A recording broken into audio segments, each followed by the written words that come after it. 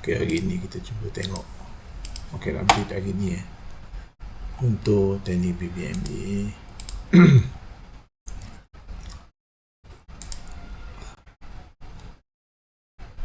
Okay, kalau nak ikutkan dari segi Hashlin kita tengok weekly masih lagi uptrend.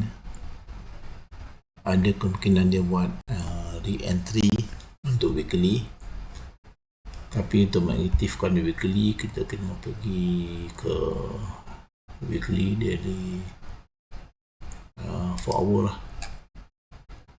4 hour dia kena buat momentum di 4 hour dulu. Masih tak ada momentum di 4 hour.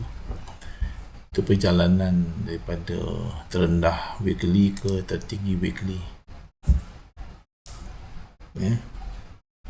Okay, kita tengok SDG pula. SDG weekly nampak okay, nampak masih uptrend lagi.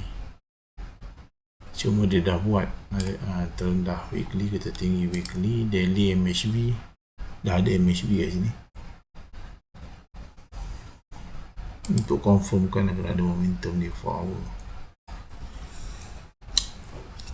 Okay. MISC weekly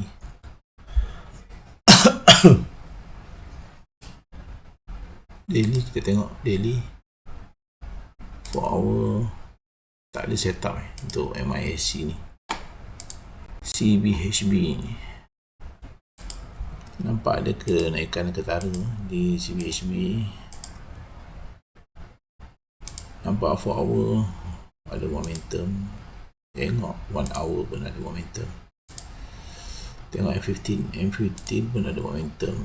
Boleh monitor pada M15. Tengok kat mana kita boleh re-entry untuk CBHB ni. M15 kita boleh monitor untuk CBHB.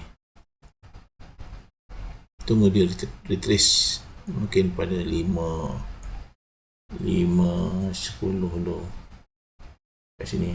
Dia kawasan hijau.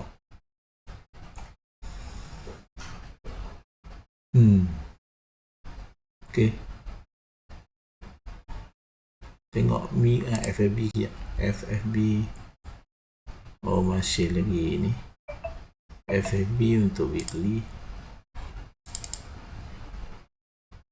tak ada setup lagi untuk weekly. Daily nampak ada momentum sell, kemungkinan ni akan naik ke 5.10 high. Daily 4 hour, 1 hour kena ada momentum lah. Untuk validkan pergerakan di daily kena ada momentum di 1 hour. Ya. Sihat. Alhamdulillah. Macam mana yang lain? Sukses? Alhamdulillah. Okay, kalau kita tengok setup 4 hour. So, spare settle.